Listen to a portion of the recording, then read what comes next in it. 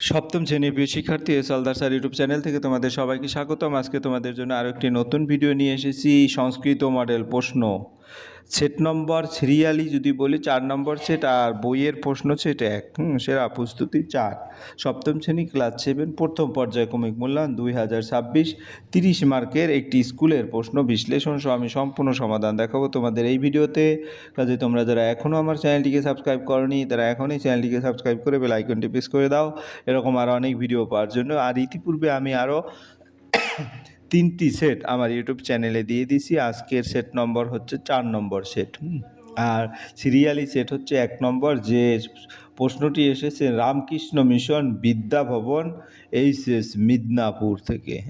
তো এখানে 1 নম্বরের যে প্রশ্ন, সংস্কৃত প্রতিশব্দ লেখো। এখানে কি কি আছে? বিড়াল আছে, শেয়াল আছে, আজ আছে, আমরা আছে, তিন আছে, যেটা পুংলিঙ্গ। তো আমরা একটা একটা করে বলছি। বিড়াল, তা বিড়াল এর সংস্কৃত প্রতিশব্দ হচ্ছে, আমরা যদি এর উচ্চারণটা দেখি, বিড়ালকে সংস্কৃততে বলে মাজারো। তারপরে শেয়াল, শিয়ালকে সংস্কৃততে কি বলে? শৃগাল, শৃগাল। তারপর আস সংস্কৃততে বলে অদ্য, কিন্তু তোমরা লিখবেই যে সংস্কৃততে লিখতে বলছে এটা লিখবে অদ্য। আমরা, আমরা সংস্কৃত বলে বয়ম। তারপরে তিন, যেটা পুংলিঙ্গ, সংস্কৃতকে বলে ত্রয়।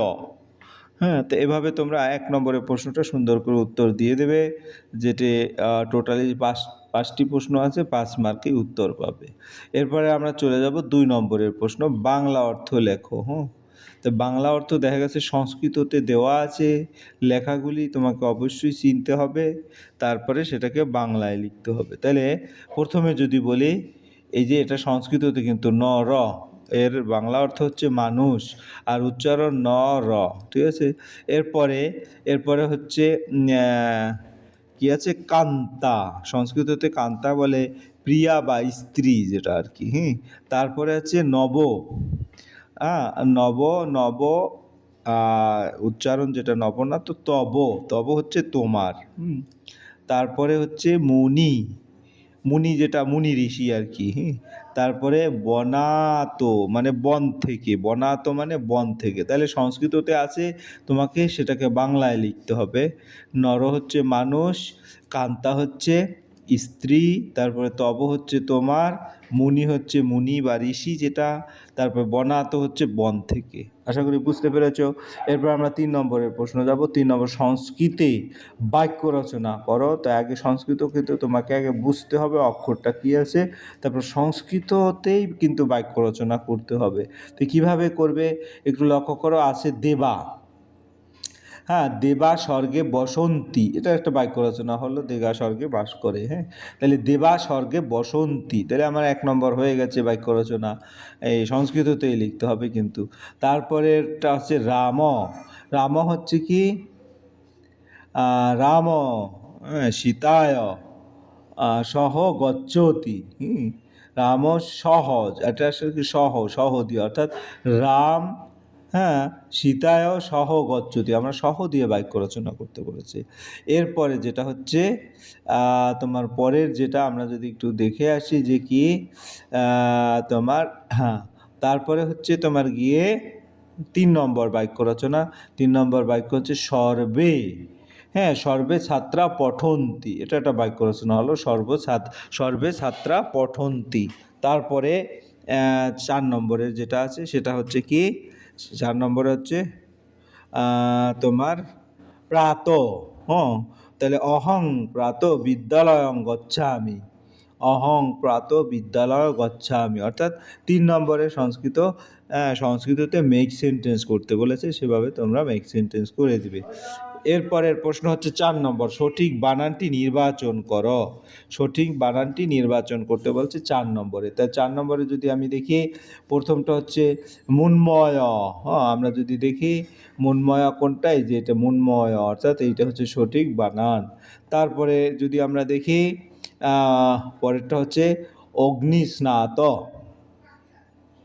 অগ্নিস্নাত, তাহলে এটাও কিন্তু আমার এই যে এইটা হচ্ছে অগ্নিস্নাত, তাহলে আমার উত্তর এটা হচ্ছে মুন্ময়, এটা অগ্নিস্নাত। 4 নম্বর হয়ে গেল। এরপরে 5 নম্বরে দেখব, 5 নম্বরে কি বলেছে, সংস্কৃতে অনুবাদ করো, অর্থাৎ বাংলাতে দেওয়া আছে, সংস্কৃততে লিখতে হবে। আমরা পড়ছি 3টি পর্বত সে যায় তারা কথা বলছে, এই 4টি লাইন তোমার সংস্কৃততে লিখতে হবে। তাহলে আমি যদি বলি আমরা পড়ছি, তাহলে বয়ম পঠাম, অর্থাৎ আমরা পড়ছি বয়ম পঠম, ঠিক আছে, সংস্কৃততে এভাবে লিখে দেবে। তারপরে যেটা হচ্ছে 3টি পর্বত, ত্রয় পর্বতা, এই যে ত্রয় পর্বতা, তারপরে সে যায়, হ্যাঁ, সহ গচ্ছতি, সহ গচ্ছতি মানে সে যায়, তারা কথা বলছে। সংস্কৃত যদি বলি তে কথাং বদন্তি, তে কথাং বদন্তি, তারা কথা বলছে, ঠিক আছে, সংস্কৃততে এভাবে তোমাদের লিখে দিতে হবে। এরপরে আমরা চলে যাব 6 নম্বরের প্রশ্ন। 6 নম্বরের প্রশ্ন কি বলেছে, শব্দরূপ নির্ণয় করো। নর শব্দের পঞ্চমীর একবচন, মুনি শব্দের ষষ্ঠীর বহুবচন, ফল শব্দের ষষ্ঠীর বহুবচন। আমরা একটা একটা করে দেখি। নর শব্দের নরাত, পঞ্চমীর একবচন হচ্ছে নরাত।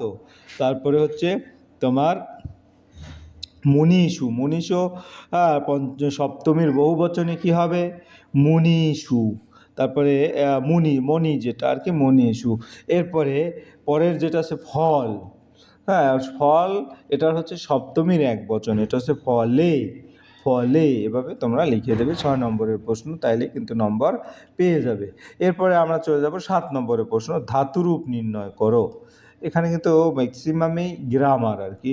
গম লট মধ্যম পুরুষের দ্বিবচন, পঠ লট মধ্যম পুরুষের বহুবচন, বদ লট উত্তম পুরুষের একবচন। আমরা একটা একটা করে দেখি।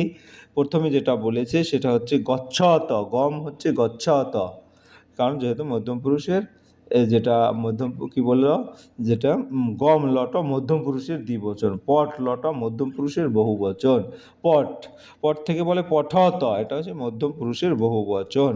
তারপরে পরের যেটা আছে সেটা কি আছে, পরের যেটা সেটা হচ্ছে বদ, বদ যদি আমরা বলি বদামি, এটা বদটা কিভাবে দেওয়া আছে, বদটা দেওয়া আছে উত্তম পুরুষের একবচন হিসেবে বলতে হবে, অর্থাৎ বদামি, ঠিক আছে। এই ছিল তোমাদের এক এক করে টোটাল 1 থেকে 7 পর্যন্ত প্রশ্ন। তোমরা আশা করি ভিডিওটি যদি মনোযোগ সহকারে দেখো, এই 7টি প্রশ্নে কিন্তু ক্লিয়ার তোমাদের একটা আইডিয়া হয়ে যাবে এবং কিভাবে পড়তে হবে সেই ধারণাও কিন্তু তোমরা এখান থেকে পেয়ে যাবে। পরিশেষে বলবো, ভিডিওটি দেখার জন্য অসংখ্য ধন্যবাদ। ভিডিওটি ভালো লাগলে লাইক কমেন্ট শেয়ার করতে ভুলবে না। আজ এই পর্যন্তই, ধন্যবাদ সবাইকে।